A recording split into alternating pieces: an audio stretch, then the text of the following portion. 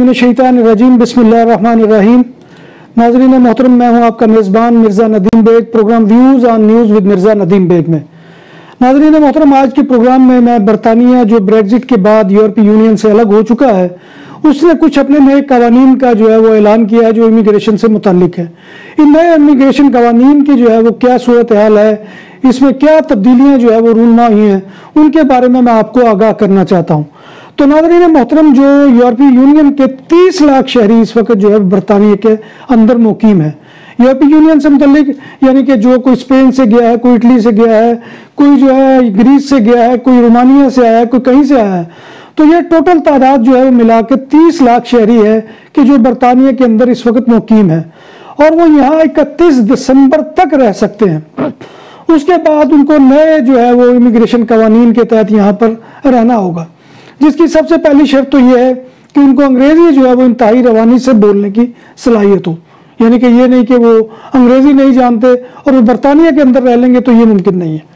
फिर 25,600 पाउंड जो है उनकी सालाना तनख्वाह जो है उसकी मुलाजमत की पेशकश होना भी उनके पास ज़रूरी है। उसके बाद बाज़ हालात में जो है वो शराइत नरम भी की जा सकती हैं, जैसे कि PhD करने वालों को सहूलत मिल सकती है, उनको ये सहूलत मिल सकती है, या बाज़ ऐसे लोग कि जो अपने जो है वो फील्ड के बहुत माहिर हैं, वो मैं बाद में आपको बताऊंगा, उनको कंसेशन मिल सकती है, क्योंकि उनकी वजह से बरतानिया का जो है वो सेटअप वहाँ पर मुतासर हो सकता है। और माहिरीन ने जो नए कवानीन इस वक्त वहाँ पर लाजिम किए गए हैं, लागू किए गए हैं,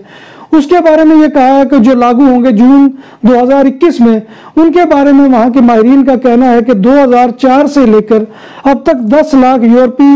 यूनियन के शहरियों को बरतानिया में रहने की इजाज़त दी गई है। अगर ये 2004 में जो अब कवानीन मुतारिफ करवाए जा रहे हैं, जिनका इतलाक जून 2021 से होगा, उनके बारे में माहिरीन का कहना है कि अगर ये कवानीन उस वक़्त लागू हो जाते यानी कि 2004 में, तो फिर 7 लाख अफराद, जो 10 लाख आए हैं उनमें से 7 लाख अफराद जो है वो बरतानिया के अंदर दाखिल ही ना हो सकते। तो लिहाजा नाज़रीन मोहतरम, ये बहुत ही जो है अजीब सूरत हाल है। इसके बारे में मैं अभी आपको तफसील से बताता हूँ। इसके अलावा इस वक्त बरतानिया के अंदर ये सूरत हाल है कि हर साल 2 लाख इमिग्रेंट जो है वो इमिग्रेशन लेने में कामयाब हो जाते हैं।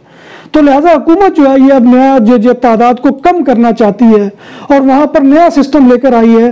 जिसे यूरोपीय यूनियन की आबादकारी स्कीम और पॉइंट्स पर मबनी इमिग्रेशन सिस्टम जो है वो बनाया गया है, जिसे हुकूमत मुतारिफ करवाना चाहती है।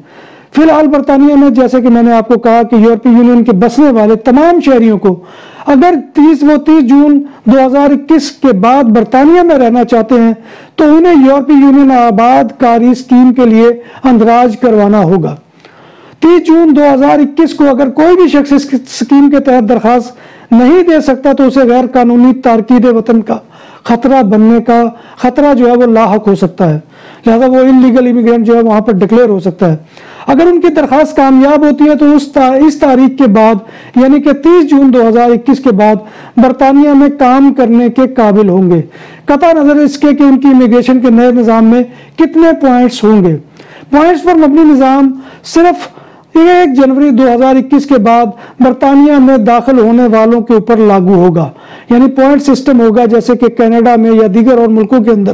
पॉइंट्स जो है वो सिस्टम होता है, जिसमें एजुकेशन का है, जुबान का है, दूसरे मामलात हैं। वो तमाम जो है पॉइंट सिस्टम जो है वो 1 जनवरी 2021 के बाद बरतानिया में उन अफराद पर लागू होगा कि जो वहाँ पर दाखिल होने की जो है वो कोशिश करेंगे और दाखिल हो जाएंगे, तो उनका नए निज़ाम के तहत जो है वो वहाँ पर जो है करना होगा। और यहाँ पर एक और चीज़ मैं आपको बता दूं कि जो अनस्किल्ड पर्सन है, जिनके पास कोई हुनर नहीं है, जिनके पास कोई फनी सलाहियत नहीं है,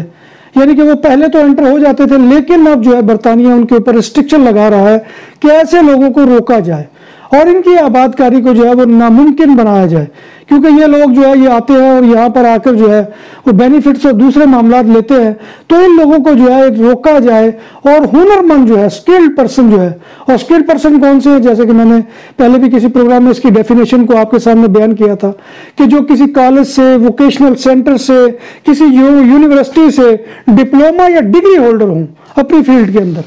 उन लोगों को जो है वो स्किल्ड पर्सन जो है वो तस्वुर किया जाता है। तो लिहाजा वो लोग जो है उनको प्रेफरेंस दी जाएगी नए बरतानवी इमिग्रेशन कवानीन के अंदर, और वो लोग जो है वो वहाँ पर रह सकते हैं। तो तो लिहाजा ये जो है ये कानून जो है उन लोगों के लिए बहुत ही नामुमकिन हो गया है कि जो अनस्किल्ड थे, जिनके पास किसी किस्म की कोई सलाहियत नहीं थी, तो लिहाजा वो लोग जो है अगर बरतानिया के अंदर सेटल्ड होना चाहते हैं और बरतानिया में आकर रहना चाहते हैं तो उनके लिए लाजिम है कि वो वहाँ पर स्किल के साथ आए और जो है वो कोई हुनर साथ लेकर आए, तो उनको वहाँ पर तरजीह दी जाएगी। और हुनर की बुनियाद भी किसी वोकेशनल सेंटर, किसी कॉलेज, किसी यूनिवर्सिटी से उनके पास जो है वो कुछ सर्टिफिकेट या डिप्लोमा होना चाहिए, अंग्रेजी बोलने की सलाहियत होनी चाहिए और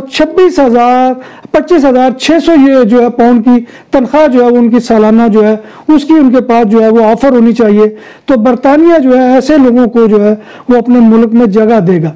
जबकि पास लोगों का ये ख्याल है कि ये कवानीन नाफिज करने से बरतानिया के अंदर अफरादी कुव्वत जो है उसकी कमी आ जाएगी, लेकिन बरतानिया जो है इसके बारे में अभी तक अपनी पॉलिसी के ऊपर कायम है। तो नाज़रीन मोहतरम, ये आज का मेरा मौजू था।